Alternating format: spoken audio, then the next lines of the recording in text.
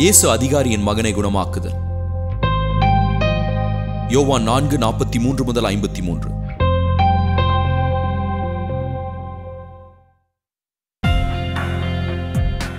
இரண்டு நாளைக்கு பின்பு அவர் அவ்விடம் விட்டு புறப்பட்டு கலிலேயாவுக்கு போனார். ஒரு தீர்க்கதரிசிக்கு தன் சொந்த ஊரில் மதிப்பில்லை என்று இயேசு தாமே சொல்லியிருந்தார்.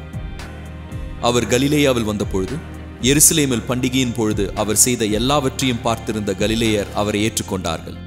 அவர்களும் பண்டிகைக்கு போயிருந்தார்கள். பின்பு இயேசு தாம் தண்ணீரை திராட்சரசமாக்கின கலிலேயாவில் உள்ள கானா ஊருக்கு மறுபடியும் வந்தார். அப்பொழுது கப்பர்நகூமிலே அரசு அதிகாரியின் மகன் நோயுற்றிருந்தான். இயேசு யூதேயாவிலிருந்து கலிலேயாவுக்கு வந்தார் என்று அவன் கேள்விப்பட்ட பொழுது அவரிடத்திற்கு போய் மரண வேதனைக்குள்ளாயிருந்த தன் மகனை குணமாக்கும்படிக்கு வரவேண்டும் என்று அவரிடம் மன்றாடினான்.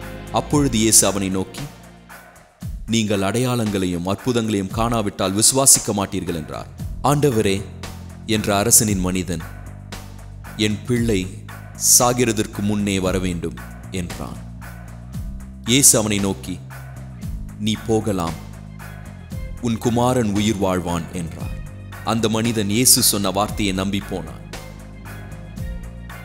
அவன் போகும்பொழுது அவனுடைய வேலைக்காரர் அவனுக்கு எதிரே வந்து, உம்முடைய குமாரன் பிழைத்துக் கொண்டான் என்று அறிவித்தார்கள். அப்பொழுது எந்த மணி நேரத்தில் அவனுக்கு குணம் உண்டாயிற்று என்று அவர்களிடத்தில் விசாரித்தான்.